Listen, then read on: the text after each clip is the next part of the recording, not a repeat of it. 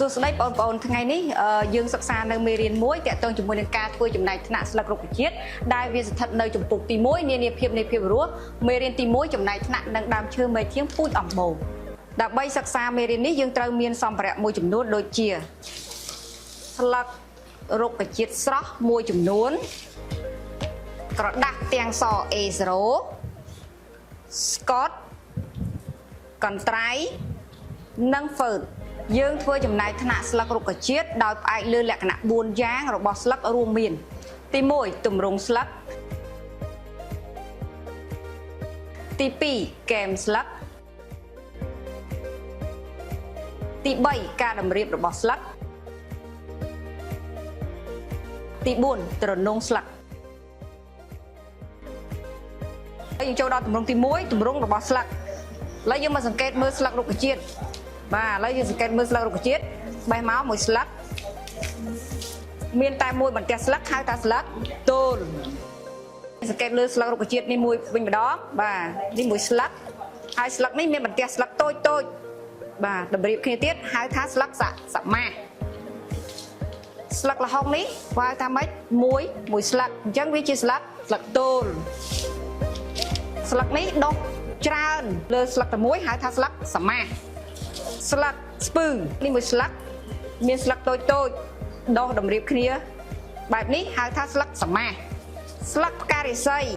នេះគឺជាស្លឹកទោលមួយស្លឹកដាក់កន្លែងស្លឹកទោលស្លឹកស្នាយនេះមួយស្លឹក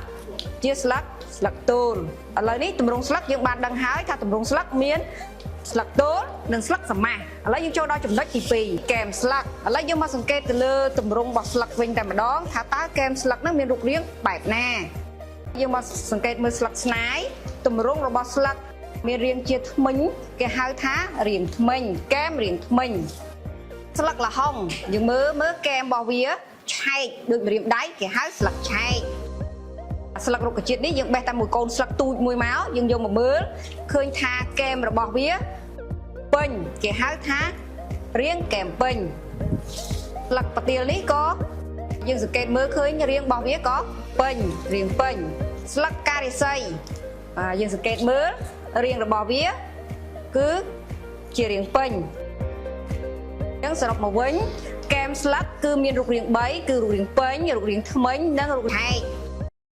ឥឡូវយើងចូលដល់ចំណុចទី3ការតម្រៀបរបស់ស្លឹកឥឡូវយើងមកសង្កេតមើលការតម្រៀបរបស់ស្លឹកតើការតម្រៀបរបស់ស្លឹកហ្នឹងមានរូបរាងបែបណាខ្លះអាកាសានេះការតម្រៀបស្លឹករបស់វាគឺជាស្លឹកឆ្លាស់ដោយសារការតម្រៀបរបស់វាដុះឆ្លាស់គ្នាស្លឹករុក្ខជាតិនេះគឺវាដុះបែបជាលក្ខណៈជាស្លឹកកញ្ចុំដោយសារតែគល់ស្លឹករបស់វាហ្នឹងមានស្លឹកជាច្រើនដុះនៅកន្លែងតែមួយហៅថាស្លឹកកញ្ចុំការហូលស្លឹកការហូលនេះគឺស្លឹកឈោមដោយសារតែវាមានគល់ស្លឹកដុះនៅជាប់គ្នាពីជាស្លឹកឈោមឥឡូវយើងមកសង្កេតលើដើមកង្កោកស្លឹកកង្កោកនេះស្លឹកមួយស្លឹកអញ្ចឹងការតម្រៀបស្លឹករបស់វានេះគឺគេហៅថាស្លឹកឆ្លាស់ដោយសារតែវាដុះឆ្លាស់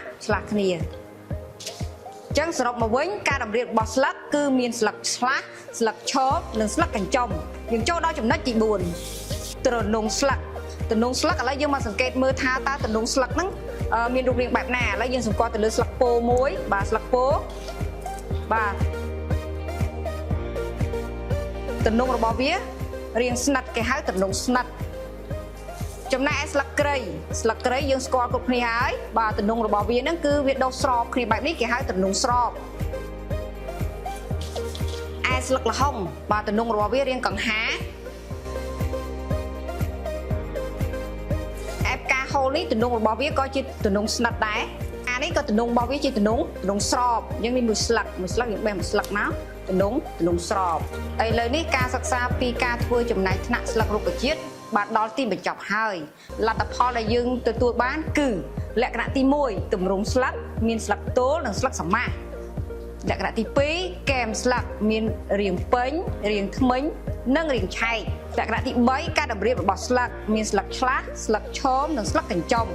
លក្ខណៈទី4ទម្រង់ស្លឹកមានរាងស្និតស្របនិងរាងកង្ហា